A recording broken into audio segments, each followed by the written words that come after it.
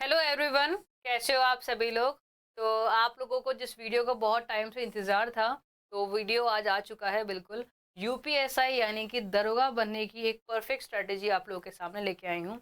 Video थोड़ा सा बड़ा होगा, लेकिन मैं यही बोलूँगी, वीडियो को एंड तक देखिएगा, क्योंकि इस वीडियो के अंदर मैंने आपको आपके जितने भी डाउट्स हैं उन सभी डाउट्स को कवर अप किया है कि आपको सिलेबस आपका क्या है, पैटर्न आपका क्या है, कहाँ से आप लोग अपने अपने कट ऑफ को क्रॉस कर पाएंगे, और किन सब्जेक्ट्स को आपको पढ़ना है, और उन सब्जेक्ट्स में भी आपको क्या चीज़ पहले पढ़नी है और क्या चीज़ बाद में पढ़नी है। यानी कि आपके जितने भी डाउट्स हैं दरोगा बनने के, जितने भी आपके बीच में मतलब अड़चने आएंगी, आपकी मुसीबतें आएंगी, उन सभी मुसीबतों को मैंने पहले ही आपको सॉर्ट आउट कर दिया, इससे कि आपको आगे मुश्किलें ना आए। ठीक है। और बहुत सारे स्टूडेंट्स को जवाब भी मिलेगा। बहुत सारे स्टूडेंट्स के मन में सवाल भी था, क्या सच में हम इतना पढ़ने के बाद दरोगा बन सकते हैं। तो आज मैं आपको उन क्वेश्चंस का भी जवाब दूंगी कि कैसे हम लिमिटेड चीज़ों को पढ़ के भी सिलेक्शन ले सकते हैं। यही सबसे बड़ी गलतफहमी रहती है। ज़्यादातर बच्चे पढ़ते सब कुछ है और याद उनको, मतलब पढ़ेंगे 100%, याद रहेगा 50%, एग्जाम में करकेंगे 25%। ये वाला स्ट्रैटेजी वो लोग फॉलो करते हैं, पर हम ऐसा नहीं करेंगे। हम पढ़ेंगे ही 50%, जिससे कि हमें याद ही वही रहे। हम ज़्यादा पढ़ेंगे ही नहीं जितना हमें याद ही नहीं रह पा रहा। ठीक है, तो स्टार्ट करते हैं वीडियो को। बहुत ही ज़्यादा इम्पोर्टेंट है। यूपीएसआई का मौका 12.5 लाख लोगों ने अप्लाई किया है, आप जानते हैं, और 12.5 लाख में आपको 9,500 में आना है। 12.5 से 9,500 में आना है, तो मेहनत भी उस हिसाब से करनी पड़ेगी, और कहने वाले कहते रहेंगे और बोलने वाले बोलते जाएंगे, तो सिर्फ पढ़ाई पे फोकस रखिएगा। ओके, तो स्टार्ट करते हैं वीडियो को। सबसे पहले हम देख लेते हैं हमारा पैटर्न एग्जाम का क्या रहता है। हमारे पास 4 चीज़ें आएंगी। 4 चीज़ों में क्या क्या रहेगा आपका देख लीजिए। आपका जनरल हिंदी रहेगी, एक हिंदी 40 क्वेश्चन 40 मार्क्स। एक्चुअली क्या होगा, हर एक सेक्शन के 40 क्वेश्चंस रहेंगे और हर एक सेक्शन के 100 मार्क्स रहने वाले हैं। हिंदी रहेगी 40 क्वेश्चन 100 मार्क्स।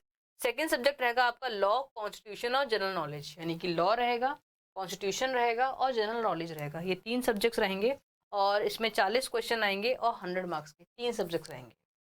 थर्ड पार्ट है आपका numerical and mental ability. Numerical words पे जरूर ध्यान दीजिएगा, आप लोग वर्ड्स पे याद नहीं रखते हो और बस पढ़ना स्टार्ट कर देते हो। न्यूमेरिकल एंड मेंटल एबिलिटी को मिला के आपके 40 क्वेश्चंस रहेंगे, 100 मार्क्स रहेंगे। एंड लास्ट में आपका मेंटल एप्टीट्यूड, इंटेलिजेंस टेस्ट और टेस्ट ऑफ रीजनिंग। ये 3 सब्जेक्ट्स होते हैं, इन तीनों को मिला के आपके 40 क्वेश्चन आएंगे, 100 मार्क्स रहेंगे। अब बच्चे क्या सोचते हैं कि चैप्टर कितने हैं, 1 2 3 4 5 6 7 8 9 10। 9 10 तो यहाँ पे चैप्टर्स, मतलब टॉपिक्स के नाम, चैप्टर्स के मतलब बुक्स के नाम या फिर सब्जेक्ट के नाम दिख रहे हैं। जब 6 से 7 सब्जेक्ट हैं, तो उनका सिलेबस कितना बड़ा होगा। ठीक है, और पढ़ेंगे हम कैसे, और दिन रह गए केवल हमारे पास 50। ठीक है, सबसे बड़ा डाउट ये रहता है। तो मेरी क्या स्ट्रैटेजी है, हम सबसे पहले उन चीज़ों को कवर अप करें जहाँ से हमारा स्कोर, देखो, जहाँ वेटेज भी ज़्यादा हो और जहाँ हम आसानी से कर भी पाए। वेटेज भी ज़्यादा होना चाहिए और हमें आसानी से मिल भी जाए, ऐसी चीज़ हमें पढ़नी पड़ेगी पहले। तो मेरी स्ट्रैटेजी क्या है आप लोगों को प्रूव करने के लिए, आप क्या करें, पहले वाले पार्ट में से हिंदी पूरा पढ़े, बिल्कुल। सेकंड वाले पार्ट में विशेष ध्यान दें कॉन्स्टिट्यूशन पे और जीके के कुछ स्पेसिफाई एरिया पे, पूरा जीके नहीं, कॉन्स्टिट्यूशन पढ़ेंगे और जीके का कुछ स्पेसिफाई एरिया पढ़ेंगे। यहाँ पे विशेष ध्यान दें मेंटल एप्टीट्यूड पे, और यहाँ विशेष ध्यान दें इंटेलिजेंस और टेस्ट ऑफ रीजनिंग पे। क्लियर है, हम पर हर एक सेक्शन रहे हैं। सबसे पहला डाउट बच्चों का ये था कि क्या हम लिमिटेड पढ़ने, जीके और हिंदी पढ़ने के बाद, सॉरी रीजनिंग और हिंदी पढ़ने के बाद, क्या हम कट ऑफ क्वालिफाई कर पाएंगे। हमें हर सब्जेक्ट में जो कट ऑफ क्वालिफाई करनी है 35% वाली, क्या वो क्वालिफाई कर पाएंगे। बिल्कुल कर पाओगे बच्चे। देखिए, हिंदी में क्वालिफाई हो गई है, यहाँ आपका कॉन्स्टिट्यूशन और जीके को मिला के आप कितने स्कोर कर पाएंगे आराम से, क्या आप 35% मार्क्स आराम से स्कोर कर पाए। मैं इसको छोड़ने के लिए नहीं बोलूंगी, केवल समय कम देने को बोलूंगी। इसको अगर आप 4 घंटे दोगे तो अब इसको केवल आधा घंटा देने की जरूरत है। सिमिलरली इसको आपको समय ज्यादा देना है, क्योंकि यहाँ से आप स्कोर ज्यादा कर सकते हो, और यहाँ हमें समय कम देना है। यहाँ पे बच्चे क्या करते हैं, 8 घंटे देते हैं और यहाँ 1 घंटा का काम चलाते हैं, जबकि 8 घंटे में आप इतना नहीं कर पाओगे जितना यहाँ पे 2 घंटे में भी कर सकते हैं। सिमिलरली हमको यहाँ पे समय ज्यादा देना है और यहाँ पे समय कम देना है। मैं आपको बता रही हूँ प्रेफरेंस, हमें छोड़ना नहीं है, बस उन चीजों पे कम ध्यान देना है। हमें एक एक महीना नहीं लगाना है सब्जेक्ट पे। कुछ बच्चे क्या करते हैं, लेके आएंगे मैथ्स को ले उठाएंगे और मैथ्स इतना बड़ा टॉपिक है, इतना बड़ा सिलेबस है मैथ्स का, वो पढ़ते रहेंगे, ठीक है। और मैथ्स में कुछ जो भी क्वेश्चन आएंगे जरूरी नहीं है वो सारे हो भी जाएं, प्लस हर एक क्वेश्चन आपका समय लेगा, 2-2 मिनट का समय ले सकता है, आपके पास समय भी इतना नहीं रहेगा कि आप पूरा पेपर अटेम्प्ट कर पाओ। तो उसकी जगह पे अगर आप मैथ्स नहीं करते हो, कम क्वेश्चन अटेम्प्ट करते हो, उसकी जगह पे आप इन पे फोकस करोगे, तो आपके नंबर ऑफ क्वेश्चन ज्यादा भी होंगे, सही भी होंगे, और आपकी कट ऑफ भी हाई चली जाएगी। सिंपल सी बात है, ठीक है। इसलिए तो हमें कुछ भी चीज छोड़नी नहीं, सिर्फ केवल हम लोग को प्रॉपर तरीके से वर्क करना है। हिंदी हम पूरी करेंगे, यहाँ पे हम कॉन्स्टिट्यूशन पे ध्यान देंगे, यहाँ मेंटल एप्टीट्यूड पे ध्यान देंगे, और यहाँ पे इंटेलिजेंस और टेस्ट ऑफ रीजनिंग पे ध्यान देंगे। इसका सिलेबस कुछ इस तरीके से है आपका, देखिए सब कुछ बताऊंगी, हर एक पेपर कितने नंबर का आता है ये भी हम बताऊंगी मैं आप लोगों को, और कौन से पेपर में आपको क्या चीज पढ़नी है, ये कुछ आपका सिलेबस है। सिलेबस में आपको बता दूंगी कौन सा आपको टेलीग्राम पे मिल जाएगा। अब आपको पढ़ना किस तरीके से, कौन से सब्जेक्ट पे कितना ध्यान देना है वो बात देखते हैं, ठीक है।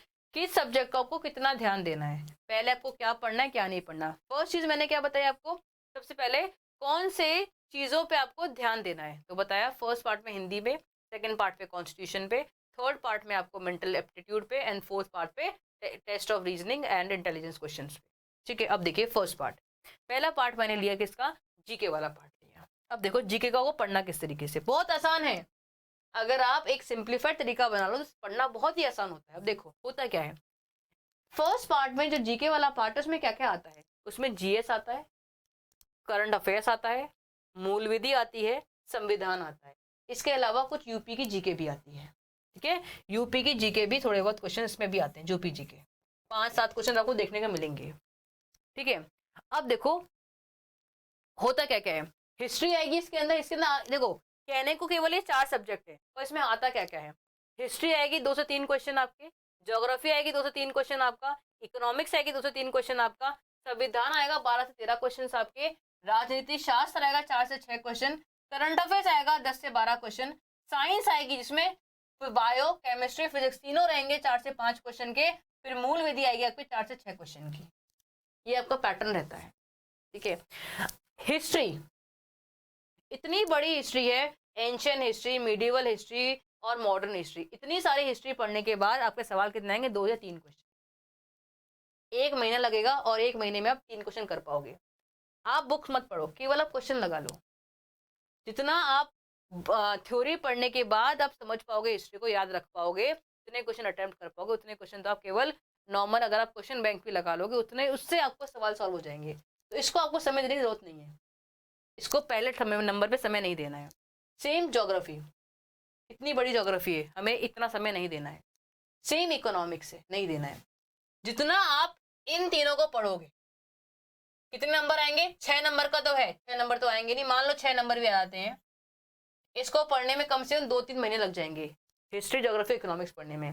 उसके बदले अगर आप संविधान पढ़ लेते हो जो अकेला 12 नंबर का है अप्रोक्सीमेटली, और राजनीति शास्त्र पढ़ लेते हो जो अकेला 4 नंबर का है, इसको मिला के आपको कितना 16 नंबर हो जाते हैं। तो क्या जरूरी है, ये 3 सब्जेक्ट पढ़ना जो 1-1 महीना लेंगे, कम से कम 3 महीने में सब्जेक्ट सिलेबस खत्म होगा, सिर्फ आएंगे 6 क्वेश्चन, 6 नंबर का आएगा। और जहाँ पे आपके क्वेश्चन आएंगे 12-12 क्वेश्चन आएंगे, और यहाँ पे 4 क्वेश्चन आएंगे, जो सब्जेक्ट भी कम है, और जितना पढ़ोगे उतने में से आ भी जाएगा, वो आपके लिए बेटर है ना। इसलिए मैंने बोला था आपको संविधान, राजनीति शास्त्र पे आपको एक्स्ट्रा ध्यान देना है। उसके बाद ध्यान देना है आपको करंट अफेयर्स पे।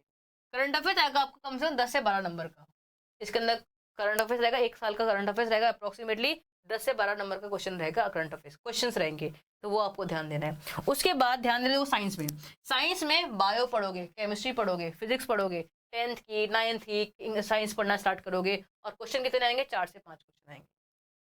क्या आपको समय देना चाहिए, नहीं देना चाहिए, क्योंकि 4 से 5 क्वेश्चन के लिए आपको 2 महीने कम से कम पढ़ना पड़ेगा, जब जाके आपकी बायो फिजिक्स केमिस्ट्री कंप्लीट होगी। और फिर भी जरूरी नहीं है कि आप 4 क्वेश्चन भी सही कर पाओ या नहीं कर पाओ। तो हम ऐसी चीज पे क्यों समय दें कि जहाँ पे क्वेश्चन आने के चांसेस इतना कम है, सही होने के चांसेस और भी कम है, उस पर हम 3 महीना दें, क्यों देंगे, नहीं देंगे हम इस पर, कम समय देंगे, पहले तो नहीं देंगे। फिर मूल विधि आती है 4 से 6 क्वेश्चन।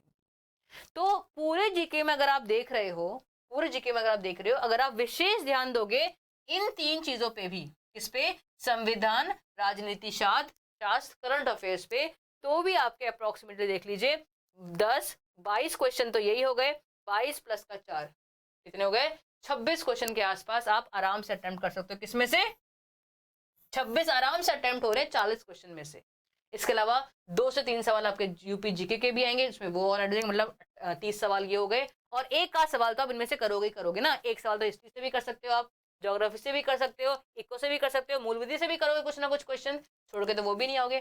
थोड़ा पढ़ोगे लेकिन पढ़ोगे तो सही ना। तो कहीं नहीं करते करते 30 से ऊपर मार्क्स आपको वैसे ही बैठ। तो समय देना कहाँ पे आपको, ज्यादा समय देना है संविधान पे, राजनीति शास्त्र पे और करंट अफेयर्स पे और यूपी की जीके पे विशेष ध्यान देना है। जब ये कंप्लीट हो जाए आपका, तब आप बाकियों पे ध्यान दें। तो इस तरीके से आपको जीके कवर अप करनी है। वो तरीका अपनाना नहीं है पुराने वाला कि भाई रटे जा रहे, हिस्ट्री उठा ली तो भाई घोटे जा रहे, घोटे रहे, एक एक महीना लगा दी हिस्ट्री पढ़ने में, और यही अभी तक आप कर रहे हो, इसलिए आपका सिलेबस खत्म नहीं हुआ। अगर आपने स्ट्रेटेजी फॉलो करी होती तो सिलेबस खत्म हो चुका होता। ठीक है, फर्स्ट चीज क्लियर हुआ। सेकंड पार्ट देखिए, हिंदी। हिंदी आपको पूरी तरीके से करनी ही करनी, हिंदी में कुछ छोड़ना नहीं है। क्यों नहीं छोड़ना? क्योंकि हिंदी के जितने भी टॉपिक्स रहेंगे उन हर टॉपिक से क्वेश्चन आएगा, हर एक टॉपिक से क्वेश्चन आएगा। तो कम से कम आपको 35 से ऊपर अटेम्प्ट करना है। कितने इसमें? हिंदी में 40 क्वेश्चन आएंगे, 40 में से कम 35 से ऊपर क्वेश्चन आपके होने चाहिए हिंदी में से। हिंदी में कोई टॉपिक नहीं छोड़ना है, हर एक टॉपिक को आपको अटेम्प्ट करना है। ठीक है, नेक्स्ट देखते हैं हम लोग किसमें। थर्ड पार्ट है हमारा मैथ्स और मेंटल एप्टीट्यूड वाला। ठीक है, 2 पार्ट्स है इसके अंदर। इसमें 2 चीजें, एक है एक संख्यात्मक और एक मानसिक परीक्षा।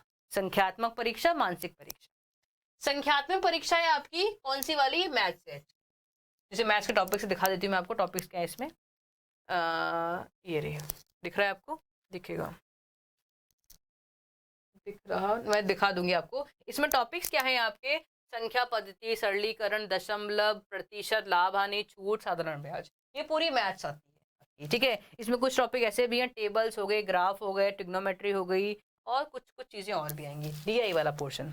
इसमें सेकंड पार्ट है, वो क्या है आपका? जो बच्चे सोचते हैं वो भी मैथ्स का पार्ट, पर वो एक्चुअली मैथ्स का पार्ट है नहीं।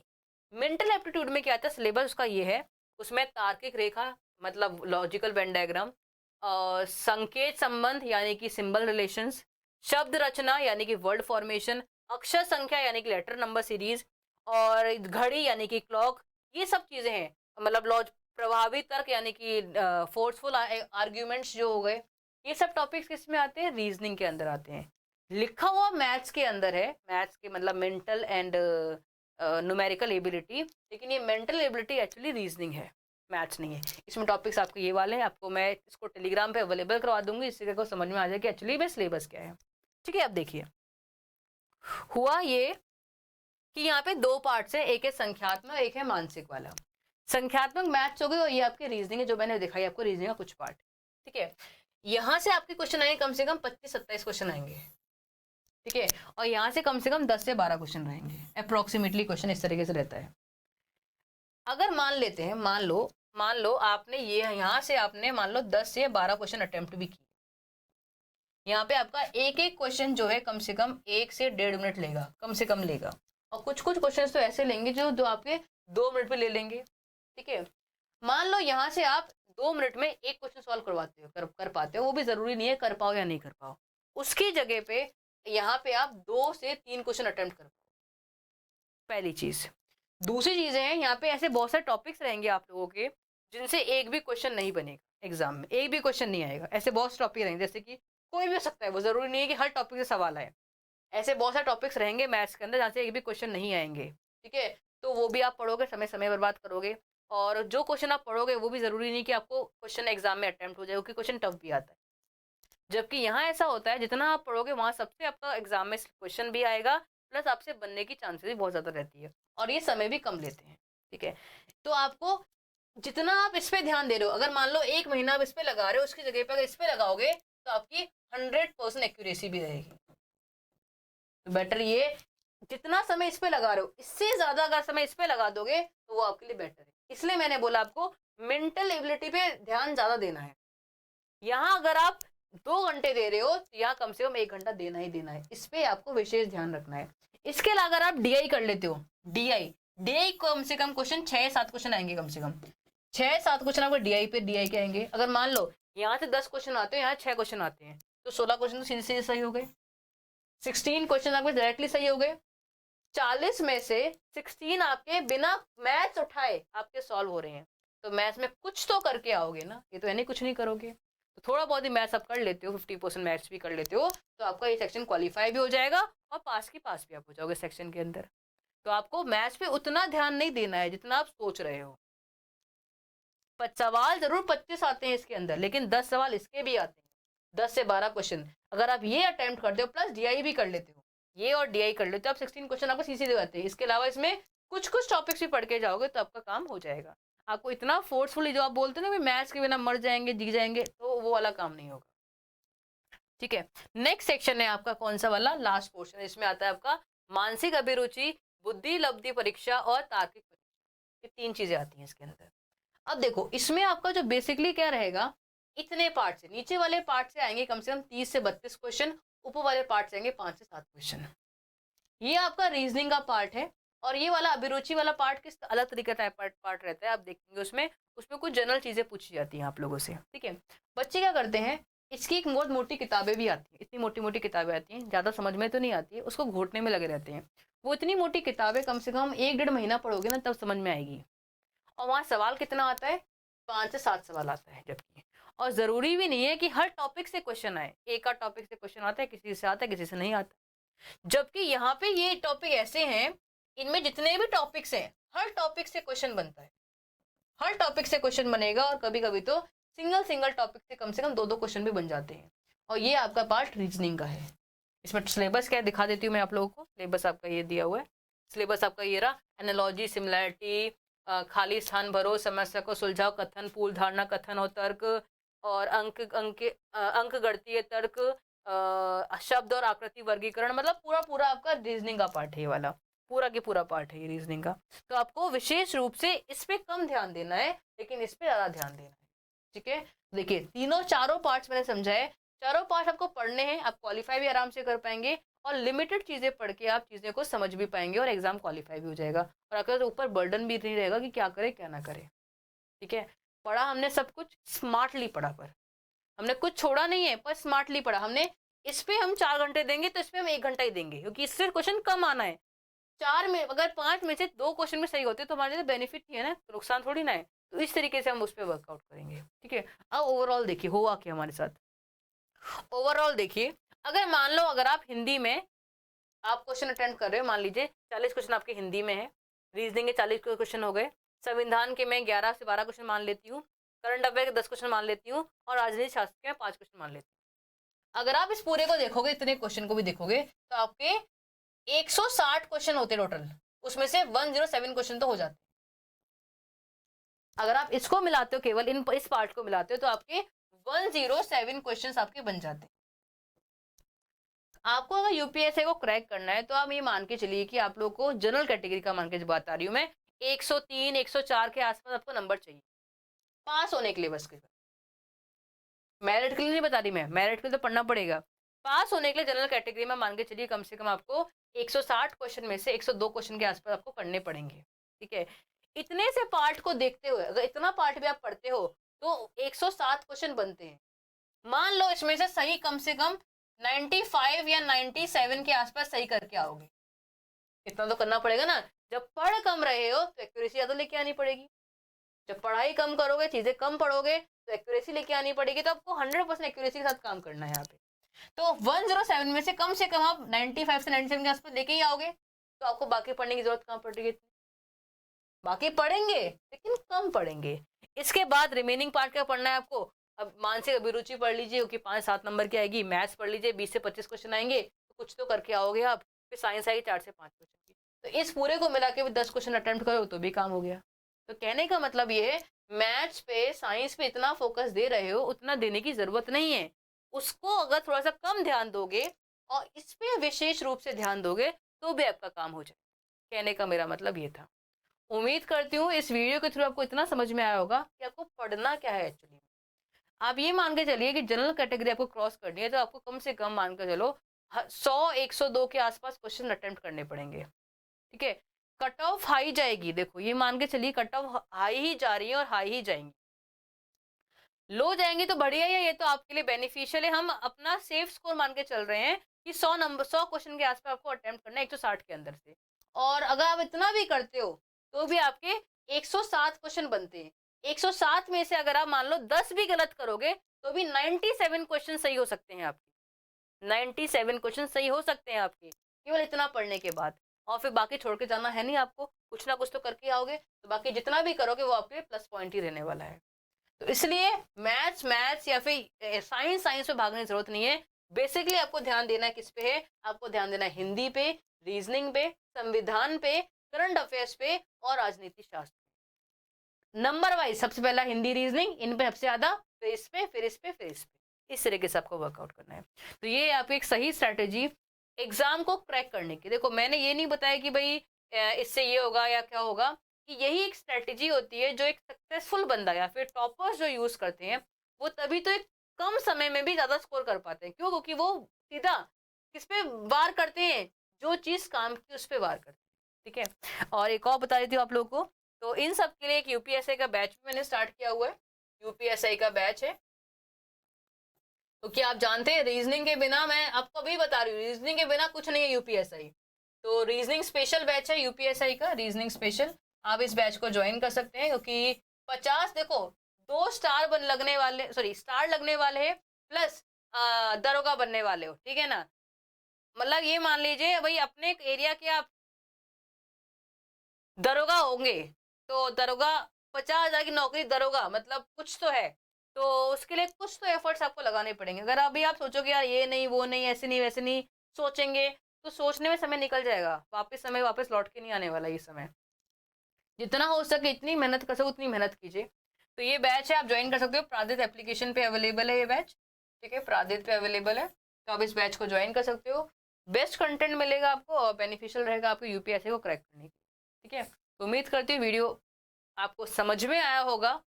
कोशिश पूरी रही है मेरी समझाने की, और ऐसी मैं वीडियोस लेके आती रहूंगी मोटिवेट करने के लिए, क्योंकि दरोगा बनना ऐसी वैकेंसीज बार बार नहीं आती। ठीक है, बाय बाय, टेक केयर, जय हिंद, जय भारत।